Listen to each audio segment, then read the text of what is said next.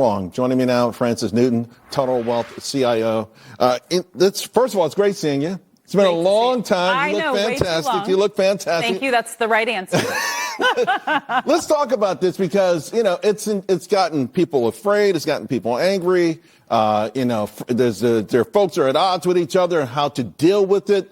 What's the key here? What parts of it do you think, at least from an investing point of view, people are getting wrong?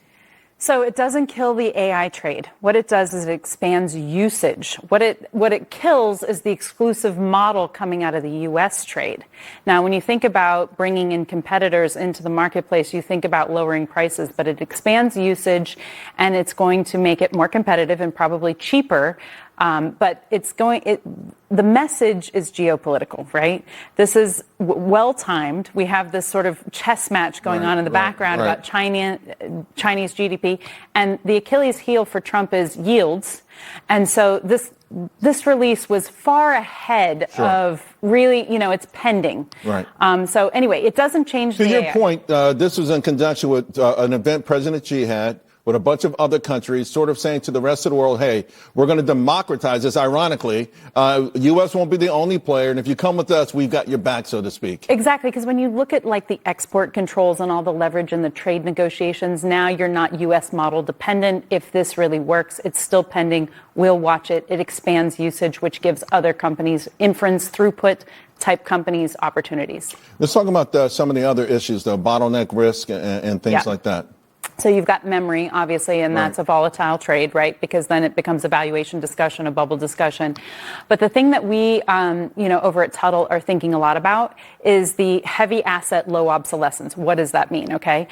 If you add the halo trade, right? And it's like, if you add AI to your railroad, great. It's going to make it more efficient, but it's not going to disrupt the railroad. You're not going to get rid of the tracks and the train, right? And so when you look at infrastructure, water, power, voters and the politics around data centers, all of that's going to affect that infrastructure. But that infrastructure, wherever the AI trade goes, wherever the next bottleneck goes, whether Kimi 3 comes online or not, that power is necessary. And so that's the long-term play. And that is really the good news. The silver lining in this whole thing is that it kind of it augments the AI argument, and from an investment point of view, it doesn't, diminish it, even though that's not what you would have thought from the stocks initially. And so you've got to be active and tactical when it comes to like the memory bottlenecks, because those things are moving around and it's the valuation justification.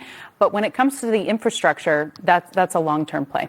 You like CBRS, Cerberus? How do you think? Cerebrus, I don't know. Cerebrus, Your guess is as good as mine. And let me tell you, I'm watching it like a hawk. Because the IPO, it gapped, and then it came down. I know they're doing revolutionary things. I know at some point the stock is going to be a buy. Today's action, though, is really compelling.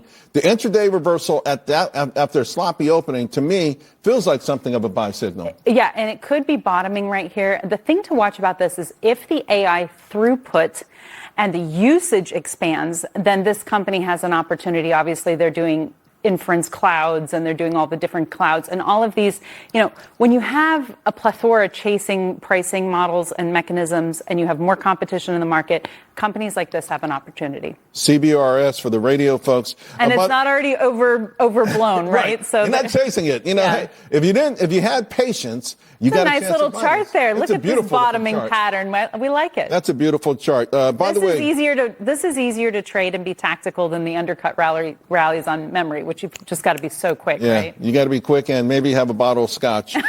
We got less than a minute to go. By the way, you guys have a Halo ETF, HALX. That's right. Yep. I don't want to let you go with just 30 seconds though, without getting the other risks. You're really kind of concerned here about interest rates, yields, maybe the Federal Reserve.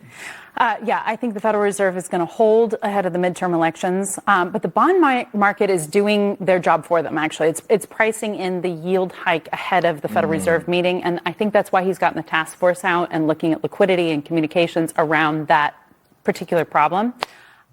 Oil, buying the dips in oil. Expect inflation to be reflating into the end of the year. AI, stay tactical. I mean, one of the things that we do is at Tuttle Capital Management, we have a lot of active management internally in the ETFs. We've got a trading desk. And on the wealth side, all of that active management's happening inside the ETF. So we're not buying and selling people's portfolios. So great stuff.